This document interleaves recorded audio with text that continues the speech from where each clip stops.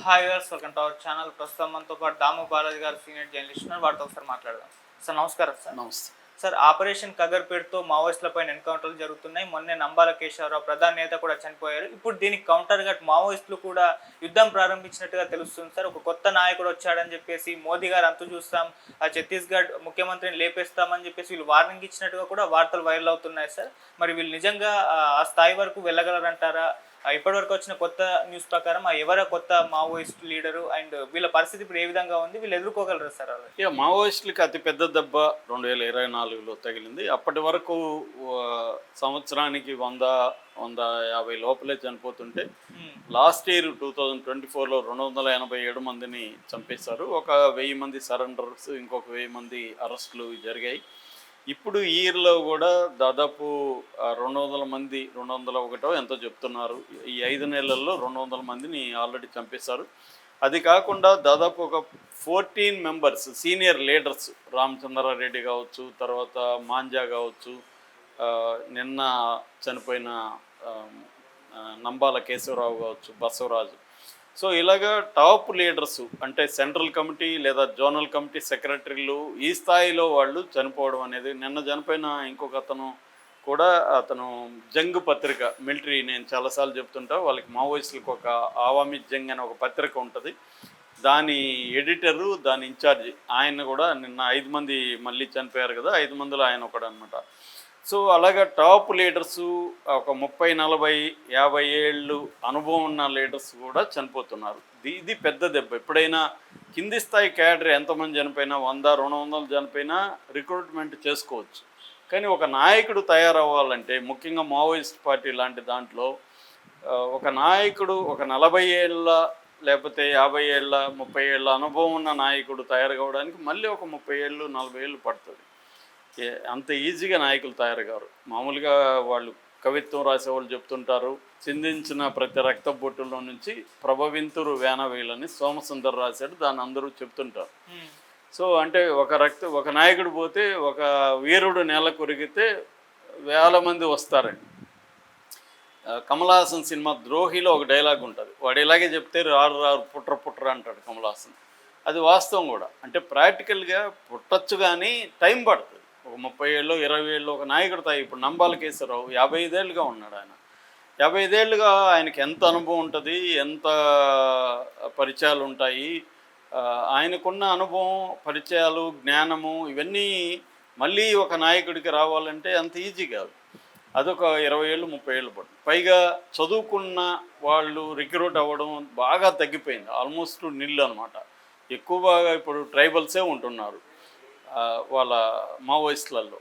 ఎందుకంటే ఇది సిద్ధాంత based party, ideology based party Maoism అనేది ఇండియాలో.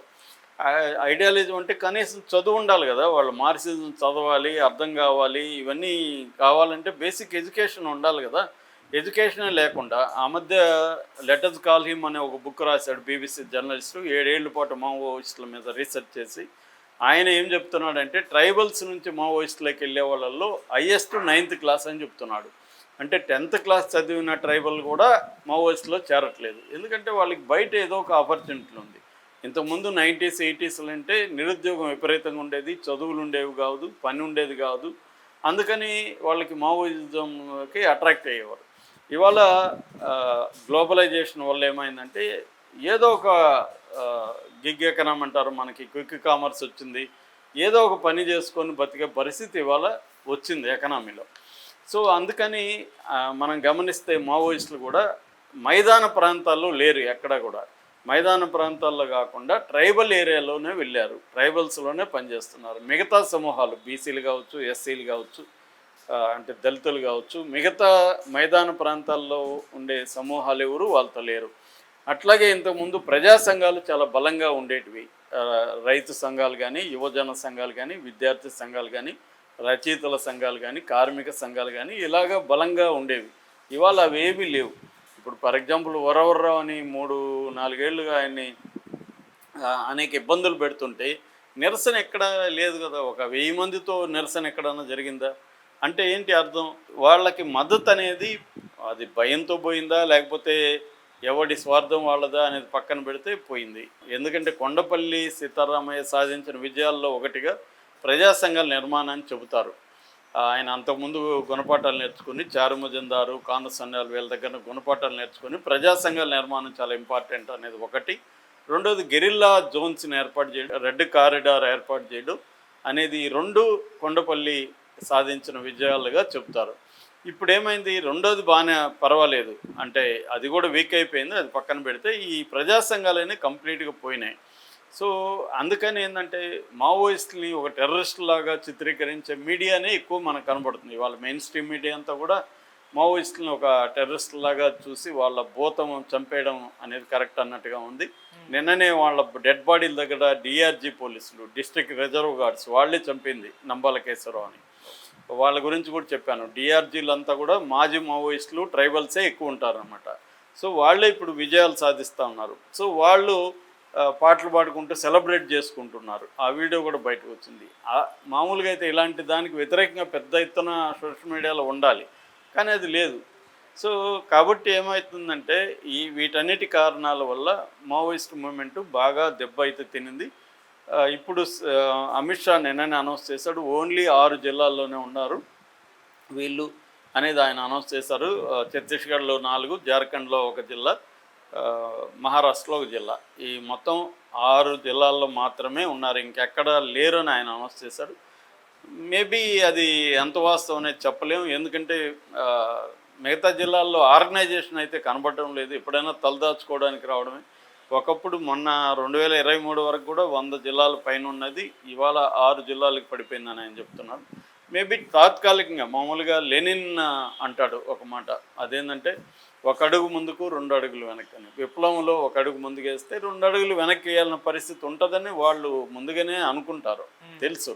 ఒకసారి బతికొండడమే విప్లవం చేయడం అనేది కూడా విప్లవకారులు నమ్ముతారు. నువ్వు 1 ఇయర్ పాటు ఖాళీగా ఉన్నా పర్వాలేదు, నువ్వు బతికుంటే అదే నీ సక్సెస్. నిన్ను చంపలేకపోయాడు కాబట్టి ఎనిమి, నువ్వు సక్సెస్లో ఉన్నట్టు. 1 ఇయర్ నువ్వు సైలెంట్గా ఉండు, 1 ఇయర్ తర్వాత పరిస్థితులు బాగొస్తాయి, మళ్ళీ మనం చేయొచ్చు అన్న ఫిలాసఫీ వాళ్ళకు ఉంటుంది. కాబట్టి కంప్లీట్గా వాళ్ళని నాశనం చేసేస్తాం అనేది అబద్ధం. ఎందుకంటే ఇంకా సెంట్రల్ కమిటీలో దాదాపు 17 మంది యాక్టివ్గా ఉన్నారని చెప్తున్నారు. ఇంకా వివిధ కమిటీల నాయకులు ఉన్నారు. సో వాళ్ళని అందరినీ చంపేయడం కష్టమవుతుంది. ఇప్పుడు ఈ దెబ్బకి నంబూరు కేశవరావు చనిపోయిన తర్వాత వాళ్ళందరూ అలర్ట్ అయిపోయే అవకాశం ఉంది. కొద్ది రోజులు విప్లవాన్ని ఆపేసి సైలెంట్గా ఉంటారు వాళ్ళు. సైలెంట్గా ఉండి మళ్ళీ పరిస్థితులు వచ్చే వరకు వెయిట్ చేసి 1 ఇయర్ 2 ఇయర్స్ మెల్లమెల్లగా వాళ్ళు మళ్ళీ మొదలు పెట్టడం అనేది చేస్తారు. ప్రజలకు సమస్యలు ఉన్నంత వరకు, ముఖ్యంగా ట్రైబల్స్ ప్రాబ్లమ్స్ ఉన్నంత వరకు మావోయిస్టుల అవసరం ట్రైబల్స్కి ఉంటుంది. ప్రజలకు సమస్యలు ఉన్నప్పుడు ఏదో ఒక రూపంలో ఎవరో ఒకరు వాళ్ళకి హెల్ప్ చేయాలని కోరుకుంటారు. అలాగే మెల్లగా వీళ్ళు లీగల్గా పోరాటాలు కూడా పెంచుకోవచ్చు. వాళ్ళ స్ట్రాటజీలు మార్చుకుంటారు. ఎప్పుడైనా స్ట్రాటజీ, టాక్టిక్స్ 2 ఉంటాయి. టాక్టిక్స్ అంటే టెంపరీ, స్ట్రాటజీ అంటే లాంగ్ టర్మ్. అయితే ఇప్పుడు ఒక వార్త వైరల్ అవుతుంది. అదేందుకంటే మావోయిస్టులు మోడీ మీద, కొంత సీఎంల మీద, ఛత్తీస్గఢ్ సీఎం ఇలాంటి వాళ్ళ మీద అటాక్ చేసే అవకాశం ఉంది అని ఒక వార్త వైరల్ అవుతుంది. ఎందుకంటే వాళ్ళు చాలా పెద్ద ఎత్తున గాయపడ్డారు. ఫస్ట్ టైము ఒక సెంట్రల్ కమిటీ సెక్రటరీ స్థాయి నాయకుడిని చంపడం ఫస్ట్ టైము, అమిత్ షా కూడా చెప్పాడు. సో ఆ స్థాయి నాయకుడిని కోల్పోయినప్పుడు వాళ్ళు గమ్మునుంటారు, రివెంజ్ తీర్చుకుంటారు. సో అందుకే రివెంజ్ ఎలా ఉంటుంది అంటే పెద్ద స్థాయి బీజేపీ నాయకుల్ని టార్గెట్ చేయడం ద్వారా, వాళ్ళు అటాక్ చేయడం ద్వారా ఒక సిగ్నల్ పంపిస్తారు. మీరు మమ్మల్ని చంపితే మేము మిమ్మల్ని చంపుతాం అన్న సిగ్నల్ పంపిస్తారు.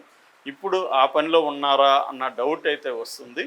అయితే వీళ్ళు చేయగలరా అంటే మోడీ స్థాయిలో వాళ్ళని చేయడం కష్టం. ఇవాళ ఉన్న సర్వైలెన్సు, ఇవాళ ఉన్న ఈ ప్రొటెక్షను, ఇవన్నీ సాధ్యం కాదు అంత ఈజీగా. ఇంతకుముందు చంద్రబాబు మీద 2003లో జరిగినట్టుగా ఇవాళ ఏ ముఖ్యమంత్రి మీద కూడా చేయలేరు. ఎందుకంటే ఇప్పుడు స్పెషల్ ప్రొటెక్షన్ గ్రూపు ఇవన్నీ కూడా very well trained, protocols 100% follow అవుతారు. నేను నిన్న కూడా చెప్పిన, చంద్రబాబు దీంట్లో అనేక ప్రోటోకాల్స్ లోపాలు ఉన్నాయి.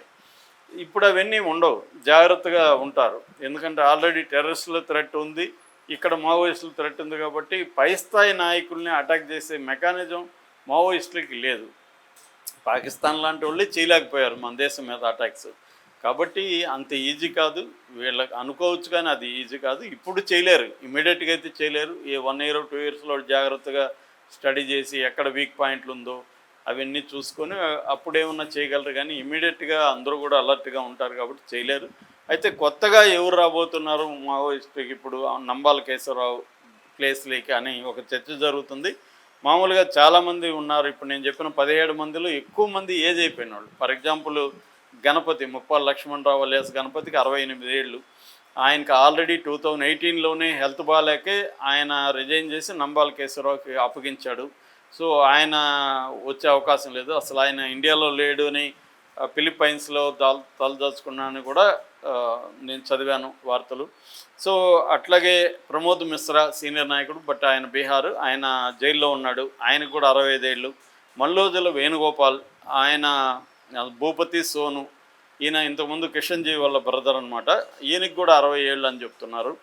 అట్లాగే తిప్పిరి తిరుపతి అలియాస్ దేవుజీ, ఈయన కరీంనగర్ అతను, ఇతనికి కానీ మల్లోజుల వేణుగోపాల్కి కానీ, లేకపోతే రాజా అని వెస్ట్ బెంగాల్ ఉన్నారు, ఆయన్ని విజయ్ కుమార్ అని కూడా పిలుస్తారు, ఆయనకి కానీ ఇచ్చే అవకాశం ఉందని చెప్తున్నారు. ఏదేమైనా అందరూ కూడా మ్యాక్సిమం ఈ 17 మందిలో మ్యాక్సిమం 60-70 ఏళ్ళ గ్రూప్ వాళ్ళే. వీళ్ళని వెటరన్స్గా పిలుస్తారు మావోయిస్టులు.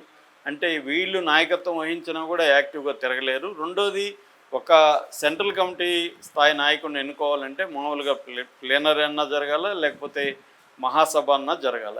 అవి లేనప్పుడు సెక్రటేరియట్ అంటారు వాళ్ళు, political strategy committee, secretariat, polit bureau ఉంటుంది. ఈ కమిటీ సమావేశాలన్నా జరగాలి.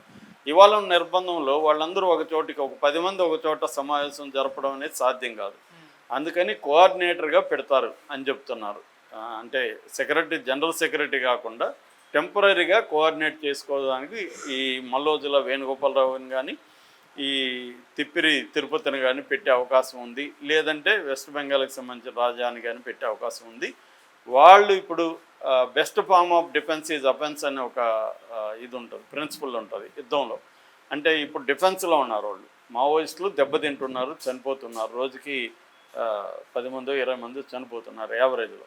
అలాంటి నేపథ్యంలో అఫెన్సివ్ తీసుకోవాలి, మనం అటాక్స్ చేయిస్తేనే వీళ్ళు ఆగుతారు, మనం చర్చలకు వస్తూ ఉంటే కూడా వీళ్ళు ఒప్పుకోవట్లేదు అన్న ఒక ఇది తీసుకుంటారా, లేకపోతే సైలెంట్ అయిపోయి ఒక 1 year పాటు అన్ని కార్యక్రమాలను ఆపేసి వాళ్ళ ప్రాణాలను కాపాడుకునే పనిలోనే ఉంటారా అనేది మనం చూడాల్సి ఉంది.